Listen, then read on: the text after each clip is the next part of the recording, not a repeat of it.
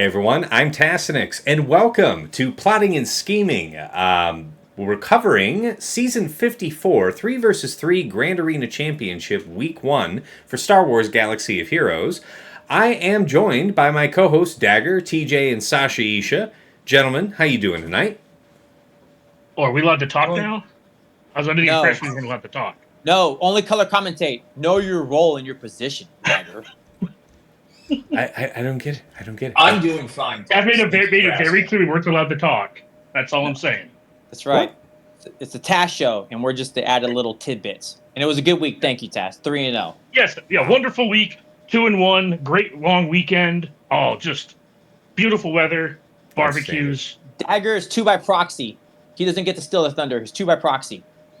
Hey, I look, had Mhm. I had a 3-0 week, but the real special part of it, I had 3 actual matches. That was fantastic. ooh. Wow, that is Yeah. rad these And days. where did you Yeah. start? Where did you end? Yeah, right? For real. Yeah. So I was rank 26 going into the week, I believe. I went 3-0, facing Tass, Cyrus, and Zid. Dude, this is like the And, unicorn.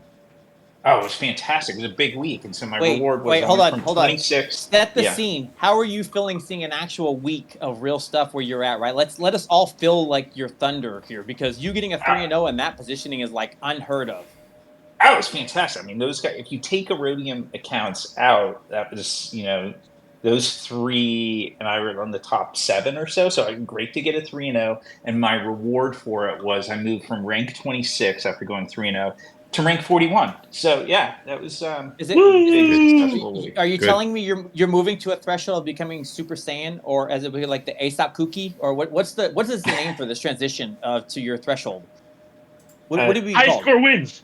High score wins. I fix the game, CG. I think that's the Are tagline. you Swiggo 2.0, where like they Yep. can't even give you an insight anymore? You just sit by yourself on your throne. Are you like the new Loki, holding together the threads of life because you don't get to actually play anymore? No, I'm feeling very fortunate to have escaped a brutal week, but it was a ton of fun, and it's a great new meta. So I say great. It's a fun meta, and it was messy as first week often are. So pretty darn cool. Oh, and Be while fun. we're at it, round of applause. Vanguard VDO beat Paw Patrol for the first time. Round of applause for them. Degenerate Cheater Guild Paw Patrol? Yes, That one? yes, that one. Oh. Turns out it's hard to win when you don't have their board. And even if you do have their board, it's hard to win, turns out. Yeah.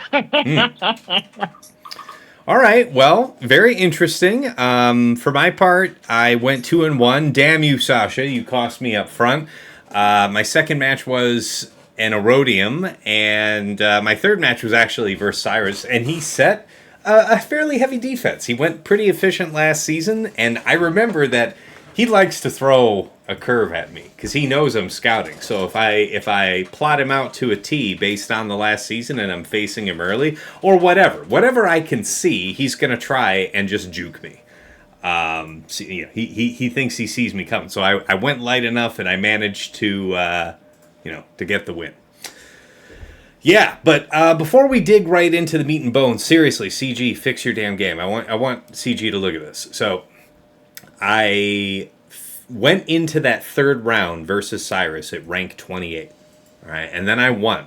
So let's say that I went up not even, 10 rank, right? Let's say I went up something like 7, 8. All right.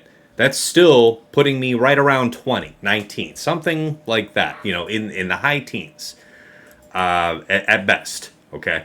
And I'm 45. I'm 4 under Sasha Isha, and I should be around in proportion, so I guess it makes sense that he and I are close to each other. But what really is lame is that, we thought that this was kind of getting better over the last, couple of weeks. It seemed like there were less new Erodium names popping up in the top ranks, but here it is. It's another fresh rank. Like, it's continuously just washing in and pushing, real opponents out. Cass, did you see their email? They know. Now we need to be happy. Pray they don't alter the deal further. Are you referring to their post that they Our made? one singular post. Hey, we know it's a problem. Yeah, they I mean, did. that one they post. He gave it He to you. did. Pray they don't alter the deal further. No solutions, no timelines, no timeline to an update. Nothing. You don't need Just yeah, we heard you. Stop sending us emails. Right. That's kind of what that was. So good. Okay. Do we all have this out of our system? Just to summarize it. No, please. No, please. one more just sort of factual statement of the problem. 38 of the top 40 right now are like it and like I don't have a match in round 1 here this week. Like it's just and there've been several weeks where it's been lucky to get one match. So yeah, fix the game. And That's why I told it's like, dude, you're the unicorn, Sasha. To come back and say the number you are and to get 3 real is at this point unheard of. And I was being facetious to the response, but you are literally the actual unicorn, right? And it's beyond a point of fixing. Is that this is a point where you're starting to impact people's actual gameplay, right? Because the only way for Task to play players, because that's what he does, that's part of the actual streaming element, is fighting actual people and trying. He has to not try and actually try to lose in order to fight players. You are actually having to alter the point of the game to do something. And I won't be doing that for the record. But that's a cry for help, right? He's going to get to the point, and even when he tries and fails or something like that, he's still getting to a threshold where it's gone. Yeah. He'll win too much, and there's going to be nothing left. Now, I will say, I will say just real quick here, Kabuki Warrior is an excellent opponent, and he has long been isolated with like 7, 7 Erodiums for multiple seasons in a row. So again, CG, if anyone happens to know anyone who knows someone at CG who might be able to take the YouTube link to this, seriously, when you do get rid of this thing where all these Erodiums are here, you also have to fix the ranking. I don't know how you're going to do it, but you better, because this guy, he's an amazing opponent, but he could also lose for, I don't know, like a year maybe. How? I don't think that's mathematically accurate, but it feels like he could lose for a year and still be on top, even if you removed all of the Erodiums from the stack. We're closing in on 2 full seasons of him losing. Yeah, with no wins. The probability of Kabuki having no wins for 2 straight seasons, to have him, you're saying, to come in line for whoever's legitimately at rank 2. Yeah. I only know one other time it was legitimate and it had to lose, and that was the guy who's on the show now. He had won so much. Sasha had like a 400. But at it one point was a Sasha had like a legit, 400 point right? on It's a everybody. legit. What I'm concerned with, and the reason I'm saying this is Tass is still winning more than he's losing and continuing to fight to the threshold. You look at Sasha; he's at the point now. He got the 3-0. He's also moving into that range. So Aesop is you're getting to a point where it's getting so belligerent, is the only way I can call it. It's just blatant that they're not going to be able to play the game. Sasha came back to the game to play GAC, but it's getting to a point where he's playing it like he should, which is trying to win. He's getting outside of the range to be able to do that. And that's my concern, is it's organically doing what you're supposed to do, is being rewarded with, I don't have to play, but I want to play. That's not the way this should be working. To add one more thing, I just took a look back. Their investigation post on the message boards saying that they're aware of an issue was March 6th. So that's why I said something. That's the only reason I even said something. Months. And I appreciate it, you guys. All right, and so that's a lot of grumbling. No, his faith is relevant, and I look the same way. It's like it's a fact. CG, fix it. And don't worry, I'm in the 250s this week, so I also lost a bunch of spots. But don't worry, there's one guy in my bracket who has a 5-star gas. That's no GM. He has a 5-star gas. We bought your Gungans. We bought your Padawan Obi-Wan. We hate ourselves, but you have our money now. Hear us, and honor our throwing dollars at you. Fix this. Just undo what you did. Realistically, this new math you did, just undo it, man. Just put us back. I would rather go back. Honestly, just soft reset it. Put it back to what it was when it first started. Let us take whatever many months it takes to reset this shit. That honestly would be so fun. Okay, I actually think my favorite time in GAC is when it first started with this. Oh, man. And everybody's chatting, and it was just it was a madhouse, and everybody was starting from scratch. And working their way Watching up. the sweat of the content creators and watching where it was like everybody was on pins and needles of can we do this and getting that initial streak was amazing. That was probably the best time in this game for a competition on PvP and GAC where it was just I don't even remember a better time because man, every win I fought Tass in one of those and the sweat and the fight, dude, and it was livelihoods and watching the content creator versus content creator, right? This is back with Cubs and watching Arnold and watching Zareth and everybody fighting up, and man, those were the pinnacle of what this was back when it was prime. Couldn't be better. That was a ton of fun, and I remember, and I can't remember who it was. Somebody that I knew came up against Fatal, and were just heartbroken because it was like, oh god, no! Like they thought that they'd have a nice run, and it's just his defenses are, I mean, Senator deservedly so brutal, but yeah, good. Those were good times. All right, back to the agenda task. We've sidetracked far enough. Sorry, my friend. No. I think it's a reasonable place to stop. We're stopping just short of beating, the dead horse. But yeah, it is outrageous. Let's please CG. Okay, so meta-analysis. So absolutely, the first team we have to talk about are Gungans, right? So this is the debut week for Gungans with Jar Jar, and I had the opportunity. I'll go first just because I had the opportunity to fight both a Nascron and a Jar Jar Cron. I will say that against Sasha Isha, he had Phalanx and Jar Jar in there. And we can see his Cron here on screen. It was 193% armor pen, 20.47% offense, and then a little bit of accuracy. Light side bulk, the Gungan shield generator level 6, boss Nas level 9. Took 3 minutes and 9 seconds, and it felt scarier than I guess it was. This was okay. And let me make sure that I've got this on screen for you guys. I'll flip this down because this was the easier of the two matchups. But I want to highlight Cyrus here as well. This one was scary. This was 4 minutes and 13 seconds, most of which was me just waiting to take a turn. Because this Jar Jar Cron, again, light side level 3, Gungan shielding level 6, and Jar Jar level 9, with 200% armor penetration and nearly 27% offense. Most of this fight was me waiting to take a turn. And this is Jar Jar and Phalanx again. So just getting ponged, and God, the amount of turns that was taken by this team.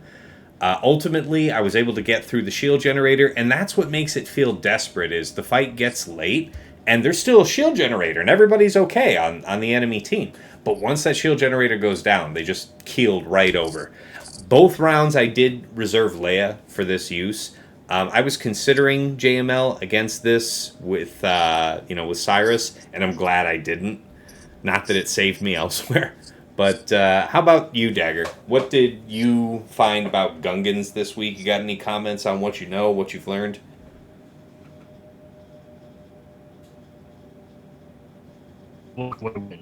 Uh-oh. Dagger might be in a rough patch reception-wise. Let's try you, TJ, and we'll circle back around to you, Dagger. I actually have a lot of thoughts, and I have to give Dagger's props. And I know you called it out, too, because we were talking about it. I think a couple of key pieces. I faced an okay setup with the correct level, things like that. I'm going to call 2 pieces out. I thought my round 2 opponent had a really awesome Cron. Like, if you go to look at that one, this is the one I want to call it for a reason. His armor pen was huge. He put a lot of effort into this beauty, and I damn near lost. I know you call out Phalanx.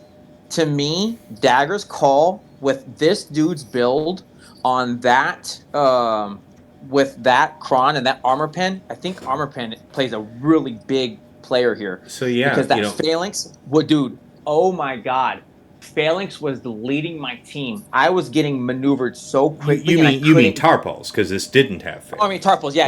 Sorry. And for the folks listening on the podcast file, it's 32% crit damage, 223% armor penetration. Oh my God. Light side bulk level 3, shield level 6, NAS level 9. I'm telling you, I couldn't get through the damn generator fast enough to get it where I needed them. Tarples was going so many times on top of Jar Jar, and that armor pen was so much damage. It was like I had to call out Dagger. I was like, dude, one of the best teams by clear. If I didn't take Leia, I lost. This is not one where I think everybody was using Bo. I needed Leia. And as you look at my thing that's on screen, that's how bad I felt. I couldn't get around fast enough to be able to do the ult, and they were just piling on the kills. Without Leia regenerating and helping me, I was dead. Without the bulk, rough. So my question is, the fight ended 2 minutes 24 seconds, and you didn't get your ultimate charge in time to use it to try and go for the revive. Is that it? I don't think I would have won. I think I would have, if they got to keep going and I didn't play it out to get them fast enough because of that boss Nas regaining the 10 stacks. I felt the damage. I don't know what the Jar Jar would look like. Oh, sure, yeah. Once you lost Drogon, I'd be terrified. Man, I was. And because I only got it back because eventually people started dying. But I literally felt like I took just enough. And to say, because if you look at my cron, it wasn't nothing. It was still bulk. I still had things in there. I thought it was taking enough. And as Dagger would say, boy, howdy. Did I feel like, holy shit, this is just enough to make me want to readjust my modding, and enough for me to tell you, like, Dagger was on it. Tarples in there with the right setup, man. Yeah, tell the folks what you think the right setup is for Tarples, because I know it's different than what we originally were discussing. I looked at his modding, but I also think the armor penetration plays a huge part. Sure, the cron is significant. If you can manage to re-roll for as much armor penetration as you can on the cron, that seems cool. So good. But this dude had 317 speed, if I call right, an 11 point something or other thousand on the physical with a CD triangle. So it was nicely built Tarples enough to. I took my Tarples to 315, 11k damage in a CD triangle. What does that tell you? It was that bad. I tracked this dude's stuff down. Everything else felt the same. Nothing else was relevant on the NAS and the Jar Jar. That all looked the same. Nothing was particular, but that Tarples. His Tarples damage was beating the shit out of my team. Okay. And it was going a lot. But in every instance here this week, you were using Leia to clear it, or did you do anything else? No, I layered it because I wasn't playing. But on each one, I've watched the Phalanx fight, and it could be if we go to the other teams I fought against, their cron was less. But on Phalanx, I feel like Bo could do the work. I don't feel like there was enough damage. We'll see this here. And this is what I said. I can't really compare as a 1-to-1 versus like a Cyrus or something else, or a Sasha. That's not a fair trade-off. Yeah, this third one was definitely the least of them, and that shows. You had it down and dusted in under 2 minutes 57 banners. I never felt like anything, Taz. Like when I look at this and I think about the fights, this week too is so the strongly in my wasn't head. That scary. I was re-rolling my cron. I focused on my Blast Nas, the cron, the entire week because I want that hit up for armor pin, which was not fucking rolling, which was bitch, but made me remod. So everything made me rechange my whole scope on this team, and I honestly feel like we are in for a world of hurt when people start refining their team correctly. All right, well, let me get the other guys' opinions, but when we've all had our say here, I'm really curious if you guys feel that, going into week 1 here, we kind of had the general sense, the general intuition that NAS was going to be the level 9 for week 1. And I wonder if going into week 2, you guys feel the same, because I only had one opportunity to fight each, but I thought that the Jar Jar one was definitely scary. So how about you, Sasha? How about your matchups against the Gungans this week? Yeah, so I saw 3 of them. In each case, I went with JML against them to start. You son of a bitch. In yours, so I was kind of. Can you hear me? Yeah. I said you son of a bitch because I got you on screen. I got your match versus me on screen. Yeah. So that actually, so you can see I used JK, Cal, and Revan, and it felt really comfortable. I with a 98% protection crop. So a little bit of protection. As one does. Yeah, exactly. And that it took 4 minutes, but a lot of that was me like really kind of being really deliberate and slow on it, and it never felt like there was damage pressure to it. And that was your Boss Nass, Kron, and my stats are kind of butt on this, like just straight up butt. Yeah, it wasn't hitting super hard. And then I went into the next round. I probably should have paid closer attention that you hadn't optimized that Datacron. Then against Cyrus in the next round, I figured, all right, let's try and save Revan because Revan's got other nice uses. Let's go with Kyle Katarn specifically because he does damage twice on his basic. So if I call him, he takes 3 stacks, right? So it's like, okay, he's going to help work through the generator fast. Again, very little pressure. You can see that went a little faster, and I got a 56. So at this point, I was pretty cocky with JML, and you can go to my third round, third round is when my eyes opened with where is it? Right there. So my Jedi dropped here. And what's fascinating is, so without Revan, this is the Kyle Katarn and Jedi Cal with JML, same great Datacron that I had. It's a Jar Jar Datacron. They went so many more times, and they applied the prot disruption repeatedly. It's a and horror I wasn't able show. to cleanse it. I didn't. Oh, totally. And I lost JML fairly quickly. And yeah, so that was over. And then I was left with a real conundrum. Like I felt like I probably had enough to clear, but I didn't know how deep I would need to dig. And I ended up going with a JMK squad because my other options weren't great. And I had the rest of the at least visible map planned out in a way that I was confident in. So I'm like, okay, JMK is going to go here. And it may mean I have to dig a little deep in the back wall. And the JMK comp that I went with JMK Cat. And I deliberately went with Plo, who it's kind of nice to see an R8 Plo get some uses, but he dispels on basic, right? So I figured this is just an opportunity to take the Phalanx taunt off. I had Plo die and have Savior and come back, and then was able to ultimately get the generator down and snipe Jar Jar and take him out. But even JMK didn't feel great, so I came out of that third battle with newfound respect for them. If I go with JML, I'm much more, well, for one, I'm much more wary of the Jar Jar level 9 than a Boss Nass, just because how frequently they were going.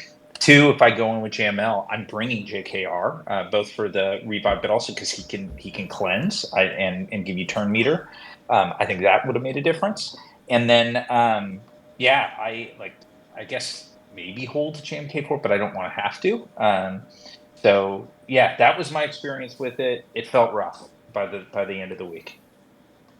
Fair, very fair. Those are interesting observations about the limitations of JML rather.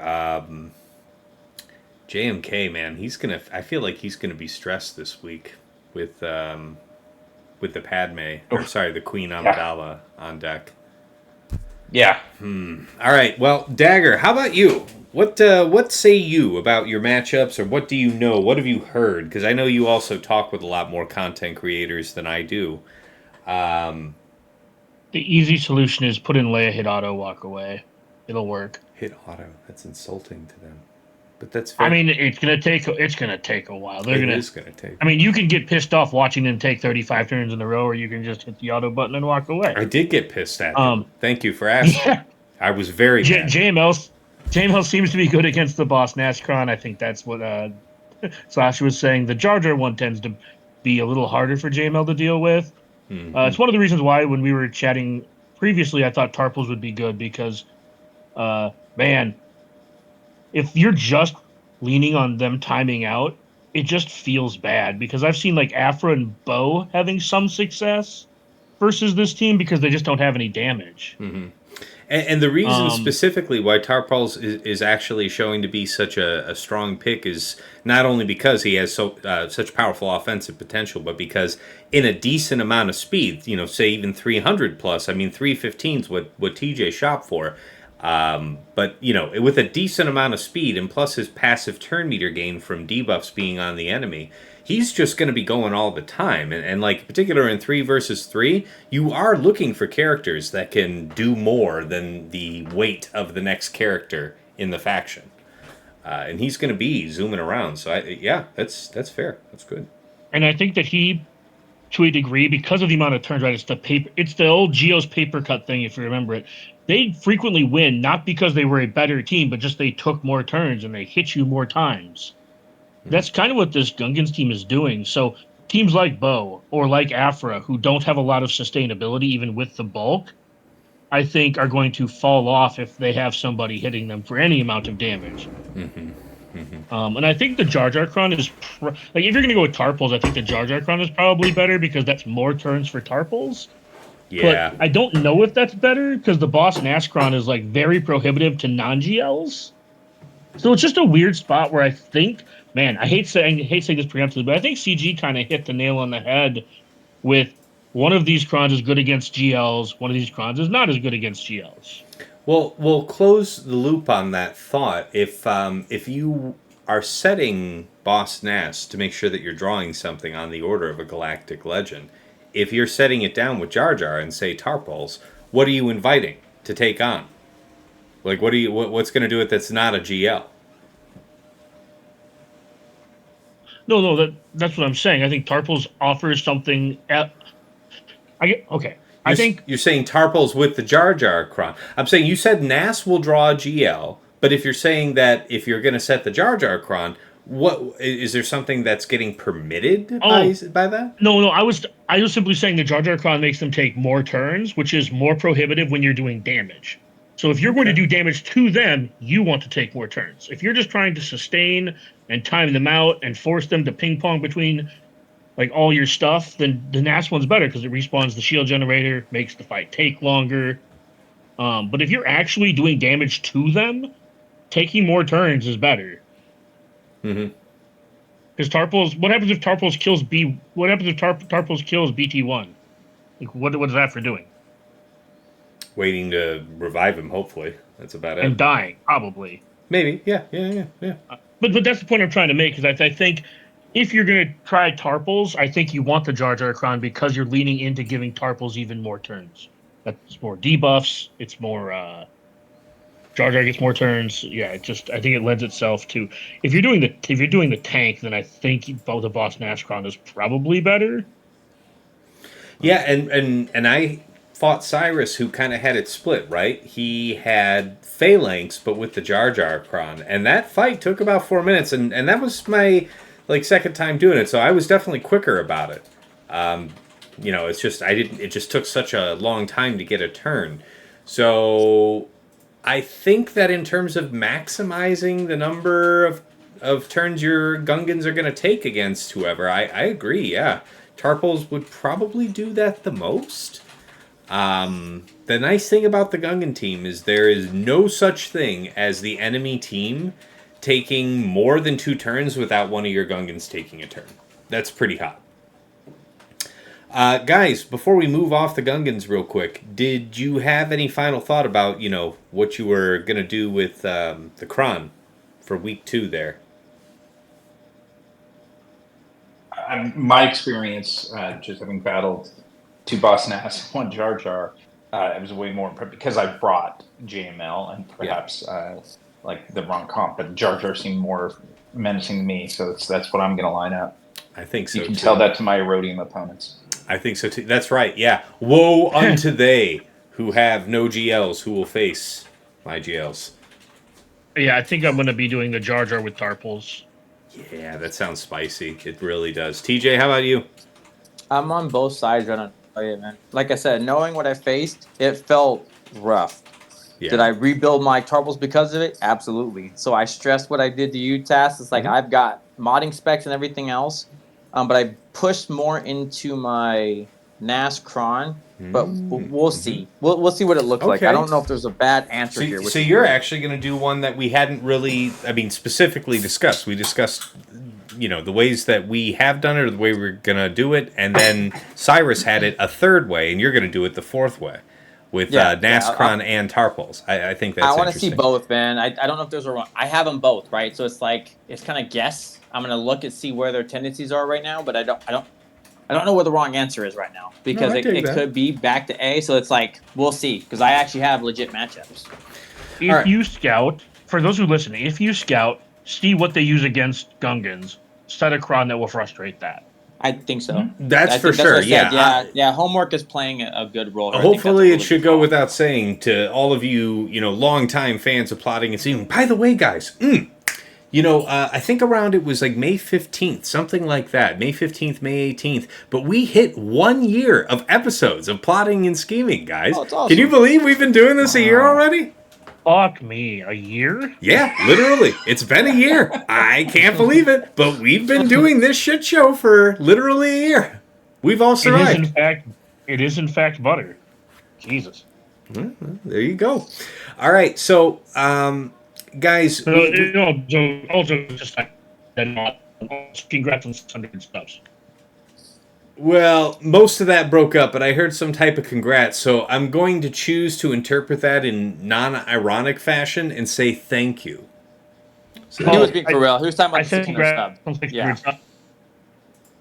No. 600 subs. Oh, Yeah, 600 he was trying to subs. give you Yeah, props. guys, Yes. thank you so much. Listen, my latest little series on mod guides for individual characters has really taken off. I mean, I know Dagger had pushed me to do that a long time ago. Others had pushed me too, but it wasn't the right time and I didn't have the right vision. And it came to me at one particular moment, and I just got started because that is definitely me to a T. I let the perfect get in the way of the good all of the time.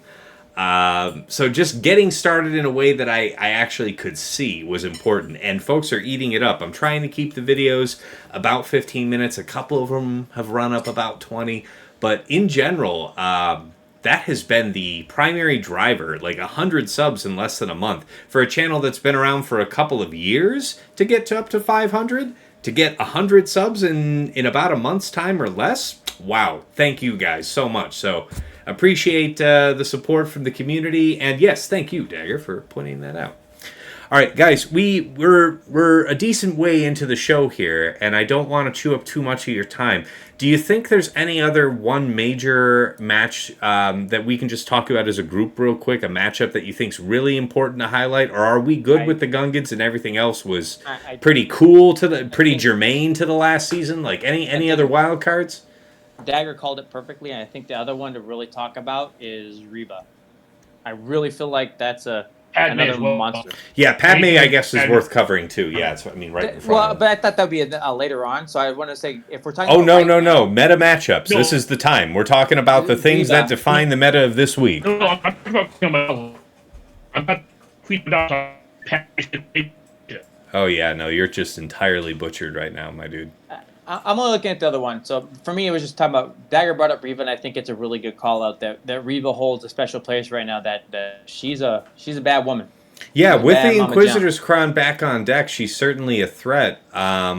What do you? So I know that I lost my side tunes using Malgus, and Malgus himself got the job done. I wonder if you guys had any different experience. What do you think that Reva does differently, either on defense or on offense? So for me, and it looks like Sasha and I are on the same page. And I'm going to say I would love to see what Sasha's cron stat is. I'm being very specific when I say this. Malgus and what I'm doing with my build has felt to work regardless of what I face. Each time I'm doing it, but my cron is the Sith taunt. It's the Sith bypass taunt, and it has a huge pull of health built in. And I'm going to say, if I had to guess, Sasha's going to be in the same boat, but it really requires a build on your cron. That felt very specific. That each one, it gets kind of close as you're playing the fight, but what it is you're basically given the time, they're going to do their BS, and you'll be able to withhold because of the cron build. And then you go in, take out the sides, and now you're doing like a 3 to 4 minute dance with Reva. And that's what I'm doing. And you have to massage the fight. It is not the normal, like, blast through it and it's all like the BS.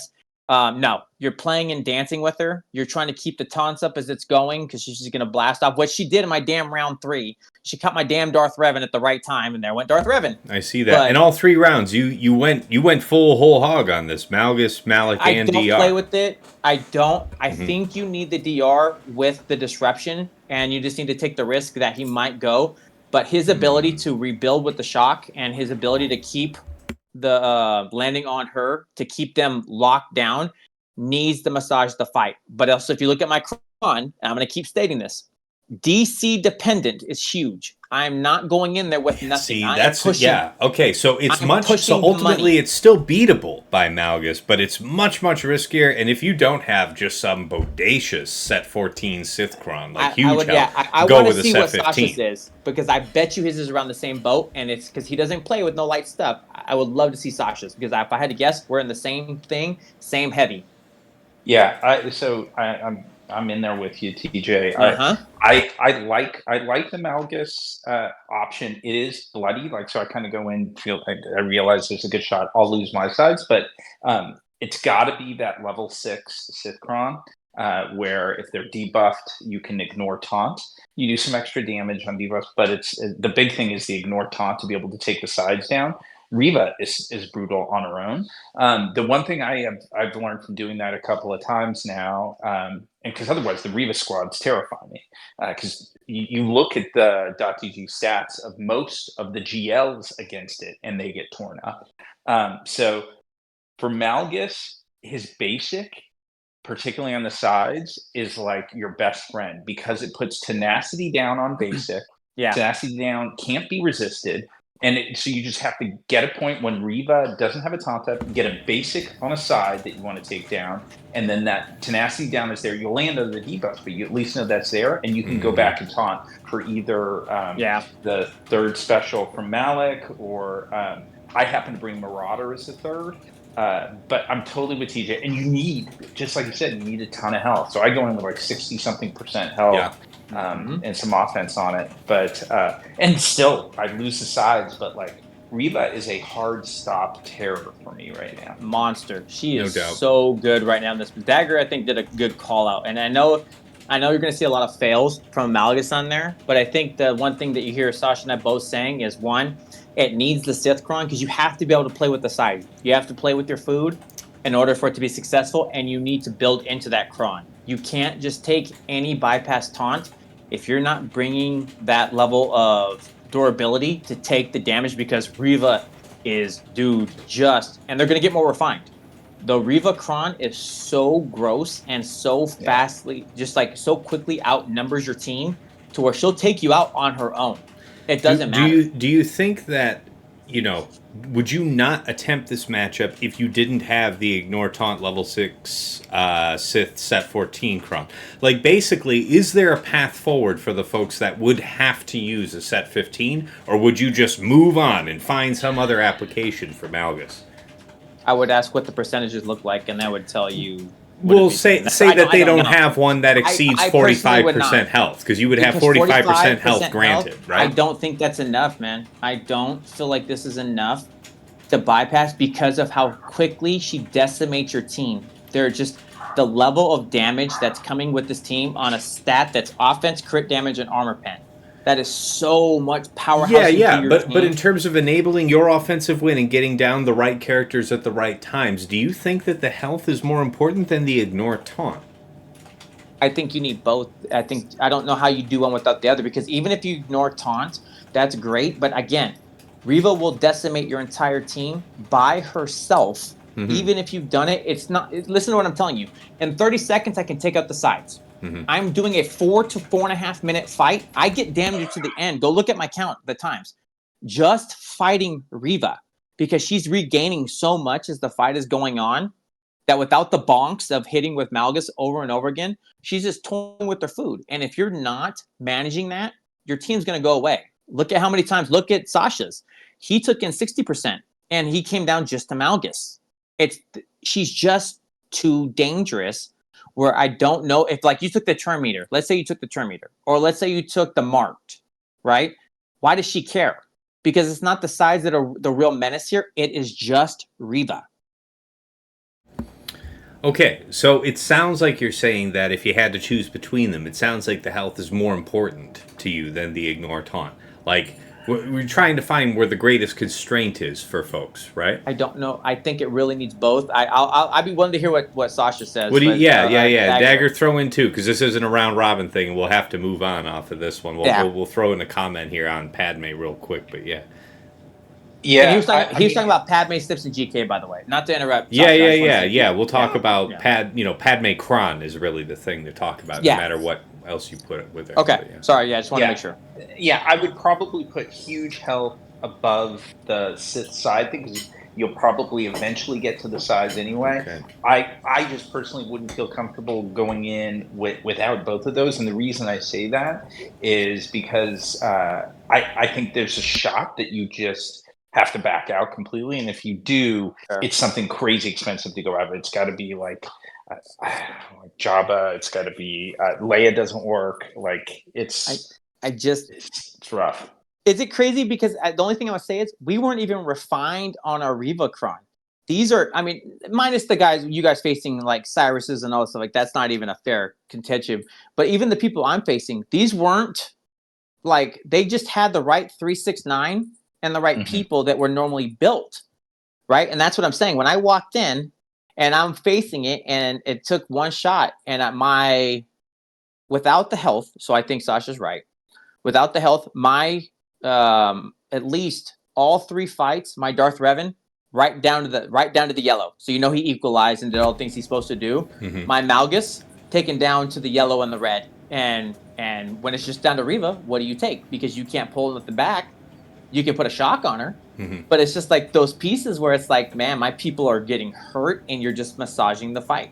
You're just walking in knowing, okay, she's going to do this. And then you watch her, you get her health down almost all the way. And then she pops right back almost to full health again. So I guess, and it just keeps on going, man. That's why I said it's a 4-minute Reva fight. It is nuts how crazy this is.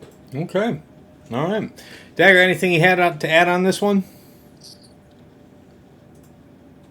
I think Dagger might have had to drop because he said he was. Oh no, he's here. Okay. No, just I don't have that level 6, so I've been. So you've been breaking up, is what you've been doing. He said he doesn't have the level 6. Yeah. So he hasn't been something. Yeah. So I've been struggling. Yeah. No doubt. Yeah. All right, guys. Let's move on here in a moment, but before we do that, Padme, Snips, GK. That's probably the most common form that we would have seen this week of the Padme Kron. I guess in a couple cases you might have seen something like this. People who got Padawan Obi-Wan but maybe decided to use his Kron elsewhere. That's an interesting thought, but certainly, yeah, you would want Padme used with her Kron, so I guess I can read that. What were you guys using to beat this? What did it cost you to get through? So I faced it once. So you're saying Padme, GK, Ahsoka, right? Well, Padme Snips, GK, and Snips is Ahsoka. Yes, whatever permutation of Padme you saw, feel free to cover. Yeah, so I used actually Treya, Scion, and Nihilus. So without Savage, and a little bit of Hold Your Breath, but wanted to make sure. What I ended up doing was, as soon as I could, I would get Isolate onto Padme because she's really the source of so much of the prod up. Yeah, started with Isolate on GK, and then the next Isolate went onto Padme, and it worked fairly well. I had to keep in mind, like under Treya lead, you always want to be attacking somebody who's got a debuff to regenerate your own health if you're low. But yeah, it worked pretty well. TJ, how about you? I agree. It just took the tray. I forgot about it. Moved on with my life. That was one, and then just only because of where I'm at, I was able to use C. I didn't play with the 5 because I don't want to mess with it. That level 6 is really scary, and so it's like with that distortion and things that it could do, it's like, why would I want to play with my food when I can just over dominate? So and you're referring to the protection disruption. Yeah, that is that is monstrous. Yeah, and so it's like, and everybody's got well-built stuff, right? And it's like, why would I want to play with that? So it's like, nah, I'm just gonna link you and link you. And even if you look at my things, I think I even took double tank, and it wasn't because I had to. It's like that. I had the luxury afforded to me to be able to do this based off point spread, where I could take tank goes away. That's cool. But when I use Treya, I agree. Treya felt super easy on that team. It's in my opinion, overkill, which is a great kill. So do you guys think that Savage is necessary with Treya for that counter? No. That's nice. No. That's a value buy. No. Because we've been in a spot for a minute where if you're using Treya on offense, it's been against. I mean, if you're thinking you need to use her, it's against something where you're better off running Savage, or you run the risk of getting popped. Like, say against Tuscans or something of the like. That type of thing can be difficult. But I also think you're taking bulk though as the other piece on it, right? I really think you're taking. I don't think you're taking a light Kron. I think you're going to give them some stuff to back themselves up. And 45% health and protection to Scion is going to keep you around long enough, because they're going to start assisting. And they like that. They like when people assist on them, which helps, right? And debuffs are flying, and you can't hide anybody. Those are all key pieces to me where it's like you don't necessarily need the Savage. And I'm not going to steal that thunder, but that team that you guys said I'm very jealous of is a perfect, viable contender. Yeah, Sasha's I don't want to take that from him, too, because I'm sure he'll probably end up talking about it. I'm not stealing it, but it's like, but I also think right now, in a world where you have a Padme and a Tuscans, it's tough to set both, because you cannot. And I repeat, I don't know how to stress this. You cannot underestimate them T-words. They will catch you off guard so quick because they've got bulk, offense, armor pen, and crit damage to just slap the shit out of you. Very fair. Okay. All right. Dagger, I don't know if you had any other comments or notes. I know you're driving and doing like voice to text, whatever, to get notes to us, but I don't know if you had anything you wanted to throw in on Padme. Otherwise, we're just going to go ahead and move to the next segment here. So, offensive gambles. Guys, we've really done a good job covering, I think, the couple of new matchups for this week that we really could have gone in on depth. So, let's talk about just our one favorite attack for this week. Dagger, we'll come around to you last, so hopefully you can get the note in by then. Let's pong right back off you, TJ. Your favorite attack of the week. Sid. I'm going to call it figuring out where I get to play Sid if possible. He is, as we've built this out, I've been able to find a place for Sid. DTMG is dying to it. We know Starkiller's dying to it. I've been able to use Sid in random places, and that's been my most. I played it very safe. I took the dagger approach. I kept it where like I had enough things. I even told you, Tess, I was very methodical in my approach. Figuring out when and where I got to use the Sid was very nice. And that felt awesome. That was probably my favorite one based on what I had did this week. Dig it. Myself, I'll just piggyback on that and say that I had a viewer on stream point out to me that I could have used Sidious against BCAM Paz Grogu with a bulk set 15, and I was a little skeptical, and for a moment it looked like it was a little bit hairy. And then people started falling over, and I was delighted with that. So very fair. Glad to piggyback off that one. Sasha, how about you? Your favorite attack of the week? Now this could have been something that worked or something that didn't pan out, but whatever you think was the highlight attack of the week. Yeah, I think the one that was a highlight attack, like TJ mentioned before, the Tuscans are just, not to be taken lightly.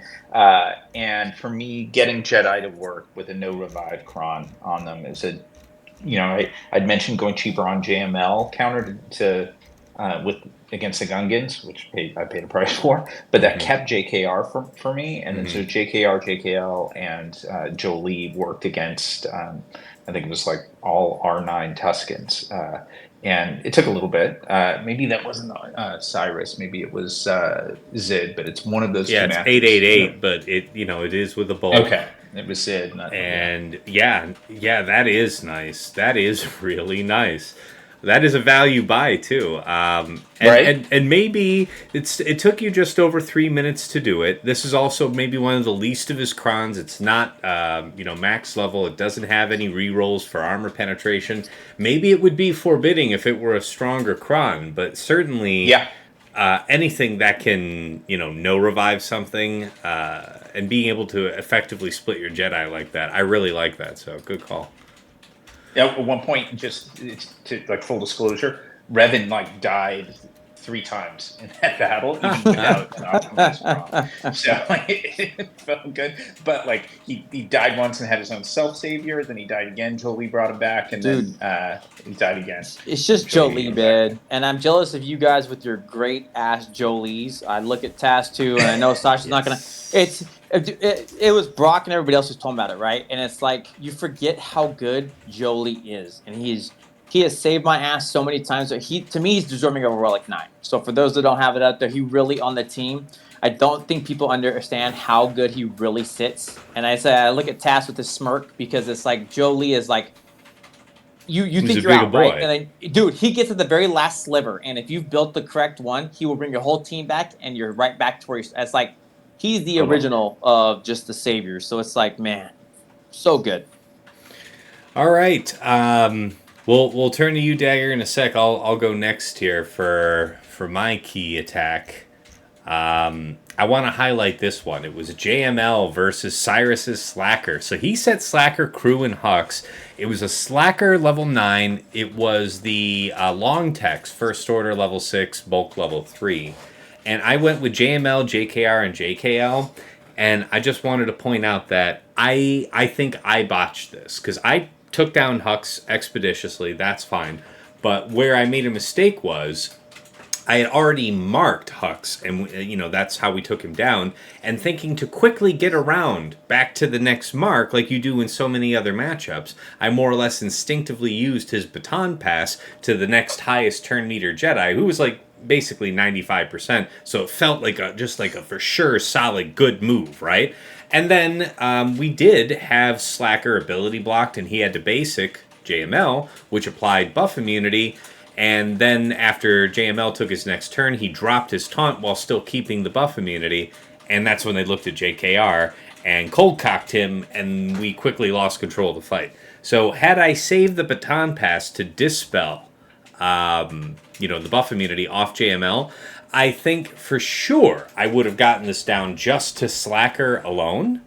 But as it was, I only got Crew down that fight. Had to burn JMK to make sure that I got through it. Fortunately, he set a fairly light back wall. He felt like he needed to keep relatively a lot because he set the bulk of whatever he had that was scary up front that I could see, top and bottom. So I was just kind of lucky there. If it was a bit of a hairier, back wall situation, I might have been in real trouble. But that was my highlight. All right, Dagger, I don't know if you're with us, but you got a key attack for you this week to highlight?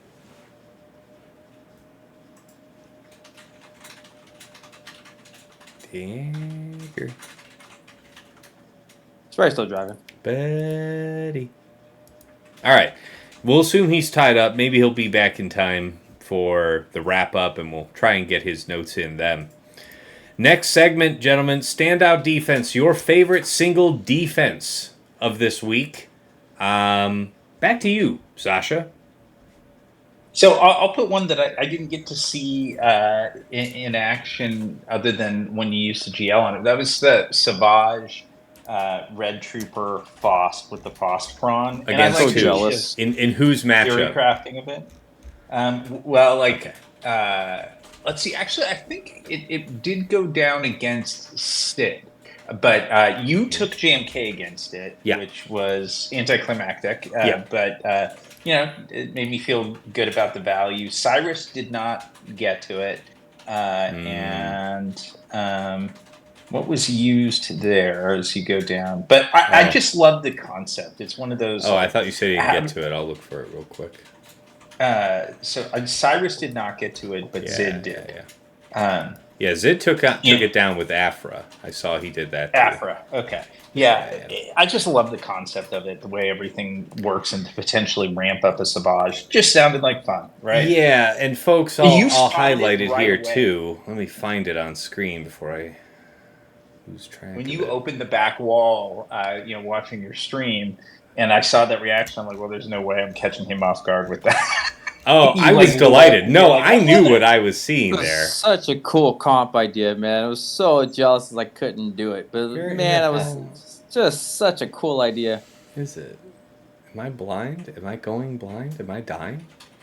I'll find it a different round because I just got to show this. I might be blind, though. It might be happening. It may not show. Look at this Kron. Look at this Kron. All right, so he's got 38% crit damage on it, almost 32% offense, bulk level 3, long text first order level 6, which, bear in mind, whenever a first order ally scores a critical hit of both, on this team he has Red Trooper and Faust. So when either of them score a crit, the leader, there's no requirement that it's first order. So literally any leader gains 10% offense. Stacking, then there's more offense ramp for there. There's restoration of health and protection for the first order allies. It's just a mess. And then you're thinking about Savage lead, giving the 50% added defense, him ramping offense into the team. There's, and then of course you've got the Faust level 9 adding an additional synergy there for the leader, him gaining 50% armor penetration and offense. So there's so many multipliers in this. And yes, when I saw this on Sasha's wall, I was just gobsmacked. I was like, the multiplication is just wild here. I don't know what I'm doing, but I'm not trying to two-shot this bitch. So yes, I took JMK, and I will proudly say I did not lose. Yes. TJ, how about you? Your favorite defense of the week? I'm going to say it's funny enough, but we talked about it, Tess, and it was such a surprising delight, man. Saw with the bulk. We talked about this, and realistically, it just surprised. Round 1 and round 2 got surprised by my Saw team. And were some, to me, quality holds, right? It was just Saw, Kyle, and Kara back to the OG setup with the bulk. And it had some good armor pen on there, but it was nothing crazy on the stats, and it was doing good things. And it's just like, if you screw up or you take the wrong thing, it's going to catch you, and then it starts a trajectory. So, funny enough, there were some good holds, but Saw was my favorite, man, by far. Just so fun to see, like, it's still doing good work and not needing to have Rebel Fighter or all this other BS. Dig that. All right, let me check and see if we got a good note from Dagger. So round 3, we got his for his best attack. For me, it was JTR, Resistance Hero Finn, and Holdo with the Holdo Crown was his best defense. And it looks like his favorite attack, I guess, was his DTMG versus Tuskens, which looks like a glossy, smooth 57 in just over a minute. That's cool. That cool. Is great because, Tuskens is formidable with bulk and in with particular. Death Troopers, presumably. That's DTMG, Gideon, and Scout 57. Oh, that's still cool. But that's still cool to see. So you're doing an AoE to prevent the revive, to simultaneously kill. Yeah, I think so, because eventually you're stacking up to DTMG. Doing that. Yeah, that's interesting. All right. For my own part, let me see. I wanted to say that my Reva did get a hold against Cyrus's Malgus. Malgus, Malik, and Sith Marauder. 2 minutes and 30 seconds, we forced the drop. What's his Kron? My Inquisitor. Well, first of all, my Inquisitorius is bulk level 3. The long text, Purge Inquisitorius level 6, and then Reva level 9. I did a little bit of re-rolling on this Kron for week 1. We had about 93% armor penetration, 24% crit damage, 18% offense, and about 15% crit chance that I, stubbornly couldn't roll away. Not a little bit, man. That is a good.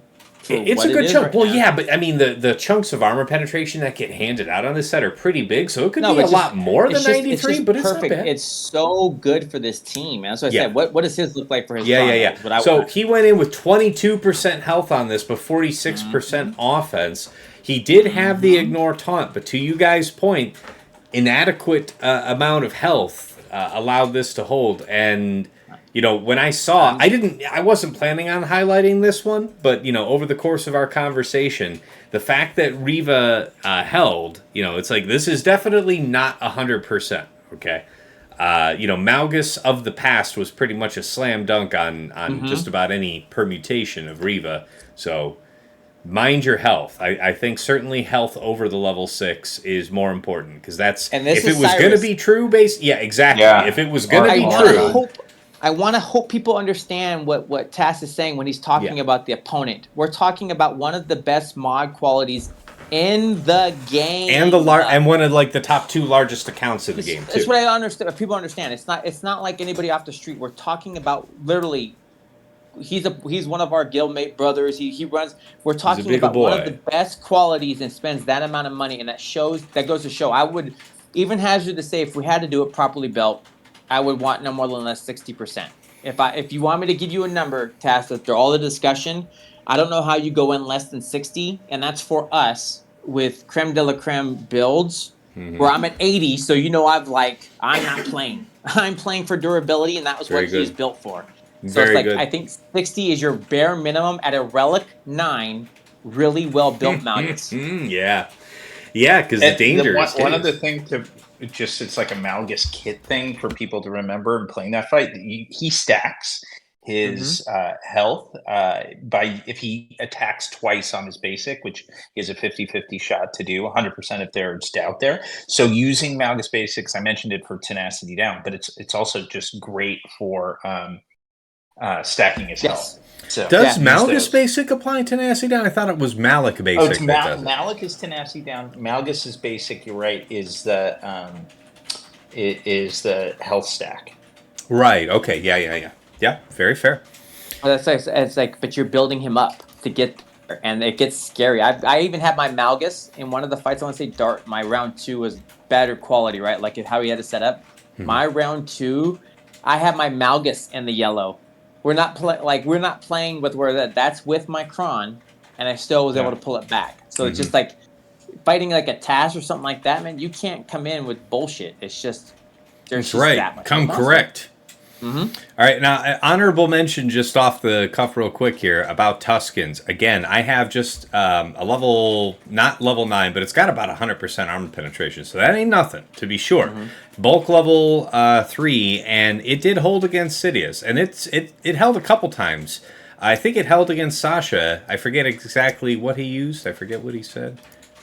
I used Sid on yours. So he used Sid too. And so you both dropped. Okay, nice. Yeah, honorable mention out to Tuskens, man. Just still holding the line out there. I told doing you. It big. So I told you, it's like I can't set the cool team that was so cool when I saw that on your stream. I'm like, that Savage looks cool. And it's like, are they going to set Tuskens? It's like, everybody's going to set Tuskens. Everybody's going to set Bulk.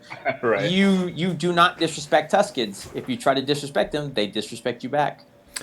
Very good. All right, guys. It's time to get about wrapping up this show. Takeaways and final thoughts. So I know that we wanted to speak on Queen Amidala here. Why don't we do that now, and then we'll say that as a discussion point here real quick, and then we'll do our final thought to leave for the people. Let's not spend a lot of time here though, because there isn't too much to say without giving away anything that's sauce. But as far as Queen Amidala for me for this next week, certainly on defense. That's the usual script with the new teams that don't immediately appear unviable on defense. I do have the Padawan Datacron and Padawan Obi-Wan.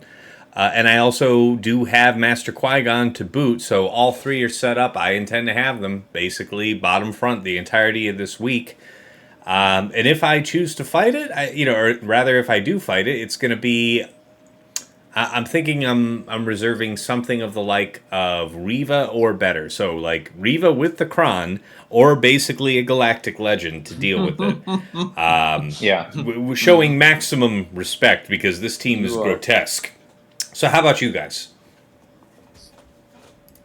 Just free discussion. We don't have. I don't want to round robin it because it'll take too long. But no, you're good. Yeah, I think it's gonna be. I think it's gonna be really beastie. I'm certain it's interesting. It doesn't come with a pre-taunt.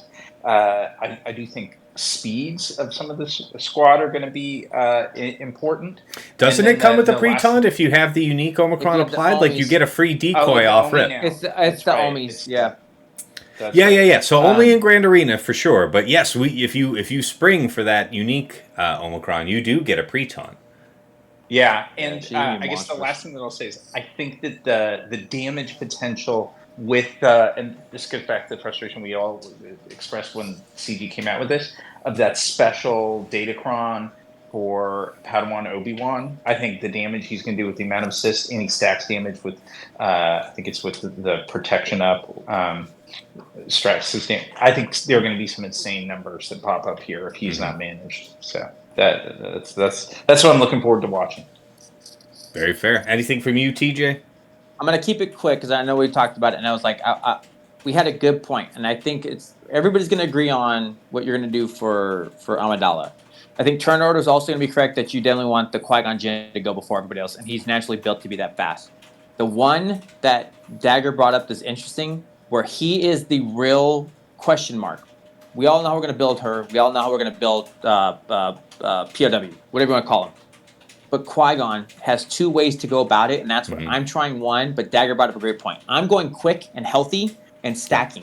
And I thought that's fast, right? That's a great, this is going to be disruption. Dagger brought up a point of building him with the offensive setup. Turn order being correct, but high damage offense. I checked his special. I can get him to 13 without even really trying. That dude's going to slap, and there's built in. So just keep that in mind. What I want to see this week is what's the right answer with the cron build. Let me see about this because I wonder if we're reading that ability correctly. Okay, like it's let's see, it does damage 4192 plus minus 0. That doesn't seem like a lot. Anyway, like it says deal special damage based on. So based on is the language that we see for General Grievous, right? This means like instead of, right? So deal special damage based on 5% of his max health plus 2% per stack of Queen's protection to all enemies. Dispel all debuffs on all Galactic Republic allies. MQG gains 25% health and max protection. Blah, blah, blah, blah, blah. Da, da, da, da, da. People get offense up. Ba, ba, ba, ba, ba, ba, ba. More buffs. Ba, ba, ba, ba, ba, ba, ba. More gains. Ba, ba, ba, ba, ba, ba, ba. Okay, so nothing else damage, damage related. No, it's just seeing the point of what he's talking about and the number he can get to, and then knowing the kit and the way the build the lead is going to do, and when he's going to slap and the amount of damage. He's actually got good numbers he can put together that might be surprising. And I've seen some of the hits he's done where you're in the fight of the second and the third, and dude, his actual numbers can get really strong. So really you've actually play tested the difference and found that offense actually does add into the hit. As the fight, when the fight goes into play and he's into his second and third, again, we know the fight's going to go longer. I was watching what his numbers were doing, and it was pretty substantial where everybody's doing the healthy build, but Dagger brought up a point of building him the offense. Still fast on the faster side, but building into the offense, and I was like, I could honestly see that. And I think we'll be surprised with what the data shows. But those are the two ways, right? I think Qui-Gon is the question mark here, not the other parts of the team. Okay. All right. Very good. Very good. Okay. Yeah, I don't really have anything else to add. And I know Dagger is still caught out on the road. We'll find out next week a ton about this. So more to come. All right, takeaways, guys. Let's sling it back on over to you, TJ. To wrap us up here, your last thought for the people. What's the last note to leave them? And you really need to stay on your homework this season. I think it's awesome with this new set. Defense is back. I think we've all talked about it where it felt kind of off. And right now, since the slappies are back, just homework is a key thing. And each fight is a slog fest. For the real fights, not again to throw any shade, but it's like when you're actually doing a fight, every fight for me was 2 to 3 hours because it's real damage going in. And nobody has doubt. And nobody has all these things anymore. So, and now we have Padme. I'm excited, man. All right. Very good. Sasha, how about you? Your last thoughts for the people. I guess it's a little bit of like I'm kind of curious to see with Gungans this week that now that people are starting to nail down or maybe getting comfortable, as we mentioned, maybe it's a false comfort with their ability to counter, and people maybe starting to think less for them on D. Are people going to do some really cool stuff with them on offense? That's what I'm curious to see too, because I think there's some potential with it, and I'll be curious if we see that in the next week. for sure. For my own part, I guess it's somewhat related. The idea is pay attention to where you drop this week. The advantage of fighting in week 1 is everybody's. Week 1 of 3v3 with a new Datacron set is chaos for everybody. Nobody knows what they're really doing, and you're taking the best guess you can and letting the chips fall where they may. Week 2, people are refined.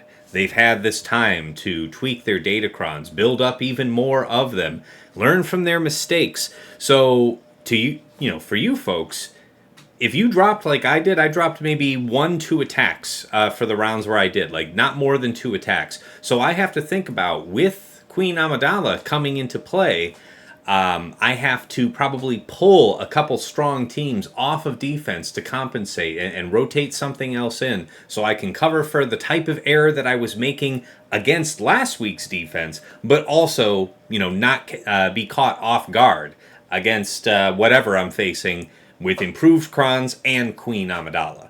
So just mind what you did last week. If you overperformed and you just overkilled everything on your opponent, maybe you have some room to take some more risk on defense. Like TJ was saying, there's viability in defenses these days. But if you caught yourself out a little bit, just even a little bit, it would be much worse if you faced the same situation now here in week 2, if you were caught off. So, Dagger, I see that you managed to join back here with us. We're just at the takeaways and final thoughts. We did have our couple thoughts here on Padme. If you wanted to throw in any throwaway comment you had on Padme, and then share your final thought with the people. I don't know if I'm coming through, but you are. If you have any doubt what to use her for, put her bottom front, make her your opponent's problem. I'm sure they already covered some of the modding tricks, health primaries all around on these assholes. And TJ stumped for you momentarily about the question about whether or not there's value in putting offense modding on Master Qui-Gon. Oh, no, I like health, because his one special does max health, plus you want to keep him alive as long as possible. Use the TM engine. Okay, yeah, I'm agreeing that, fast and health is great. Like, I know that we were talking about this on our last episode, and I was saying that, speed with protection primaries was what I was planning on for Queen Amidala, and that was debatable at that point. You could make a reasonable case for health, too, but that was before Master Qui-Gon Jinn's release, and then with his health synergy with the rest of the team, it's far and away health. So that's put to rest. I would rather have offense on Amidala than speed. Yeah, but full health stats if you can do it. Otherwise, somewhere around 325 plus with offense or health. Offense is okay. I'm trying health to start just to make the team as bulky as possible. Yeah. In 3v3, that seems to matter more. For sure. Yeah, making her. Bear in mind that the decoy does not take turns, does not heal, so Varys doesn't benefit it. So Amidala's speed doesn't really translate. Her offense doesn't translate.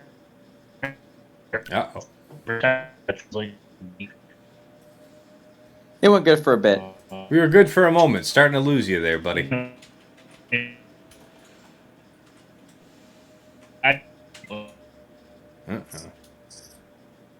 Very interesting thought. Yes. So, okay, well, it's good. I mean, we got out the notion that, offense for Master Qui-Gon's probably not worth the effort, but there's a case to be made. If you weren't going to go full-on health on her, maybe you can split the difference, have some decent health secondaries with an offense set and a 2-piece of health. That's fair. Okay, Dagger, did you want to try and squeak out a final thought, a last word of advice for the folks before we close out?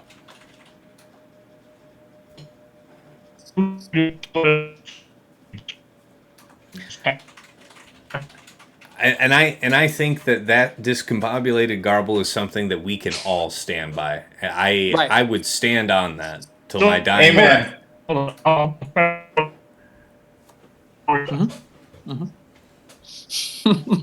No doubt. Yes, surely. This is the content they come here for. That's right. Okay, Dagger. Well, if you want to type that up, I'll throw that in here on top of my comments. But yes, as far as my wrap up would go, my note to you guys. No, wait, I already did mine. Just be careful. Mind yourself. Mind your mistakes, and make sure that you're covered for offense. Don't get caught lacking in week 2. That was it from me. All right, let's go ahead and get ready to wrap up. First and foremost, thank you to you guys for making the time. I know we went a little longer than I planned, but it was good content, and appreciate yous. So, yeah, if you want to catch me live, see me on twitch.tv/Tassinix. Links for all my stuff are going to be in the description of this video, also in my channel description. If you enjoyed this video, please give it a like. And if you want to see more Swugger-related content here, give me a subscribe and you'll be notified when it pops up. I do have a video that I made with Aesop Rock, one of the very best GAC players in the world. We have videos up right now for set 14 and set 15, both active Datacron sets. Check those out. I did start that new series on mod guides for individual characters. Really appreciate you guys' warm feedback on that. Thank you so much. That is also, coming out. I'm trying to have something come out every day on YouTube now. That's kind of my personal goal going forward, is to have things scheduled out such that you guys get something every day from me. But anyways, that's where to find all that. And yeah, if you like the cut of our jib here at Tassinix Gaming, you like the show, you want to support what we're about, you got to check out the Patreon. Check out patreon.com/Tassinix. For any upwardly mobile GAC player, there is something of interest to you.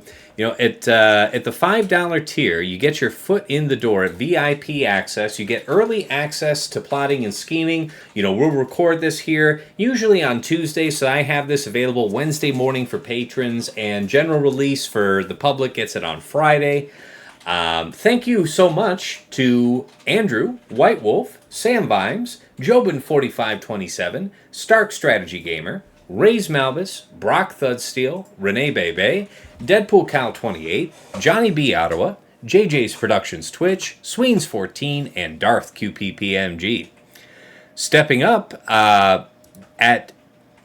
turn on now. At VIP Access Plus, now we're starting to get into the bot bundles. So you get a bundled membership to my Patreon and to OmegaBot Patreon.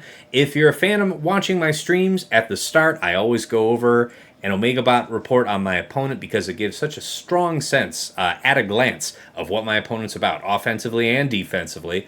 Can't say enough good about it. Thank you so much to Stryker and Esh Sotnikam for, seizing that up. At VIP Access Premium, that's the double bot bundle. You get the OmegaBot access to, the Patreon OmegaBot, Hot Utils OmegaBot. Holy crap, I'm just butchering that up here at the end. You get 3 things at VIP Access Premium.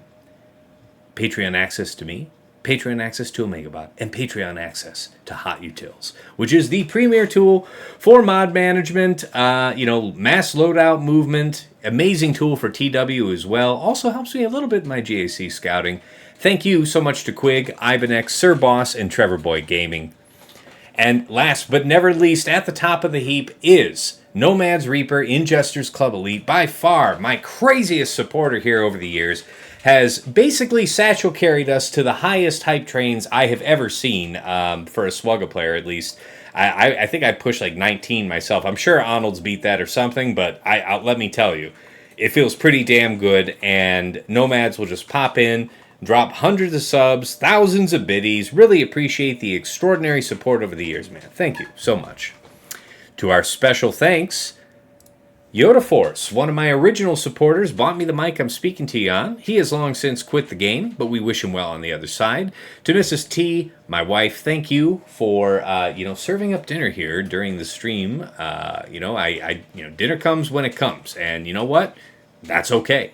And also, thank you for keeping Lizzie distracted instead of immediately up in my hair during recording. Thank you.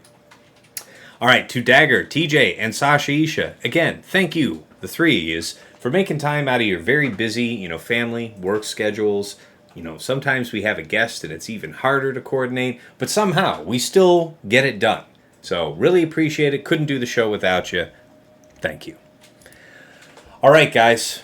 We're wrapping up here on week 1. We're hours away. We're in the defense setting period for round 1 of week 2. It's going to be a great week. I'll see you guys on stream. Until next time. Hold on. Dagger gave it thought. Hold on. Dagger gave a thought? Oh, he did? He did. Oh, let's get it. He wanted to tag it out. He's going from a different perspective. Let's get Tass a better hat so we can all be happier. Right? Oh, yeah. Never want to call that out. Help this man.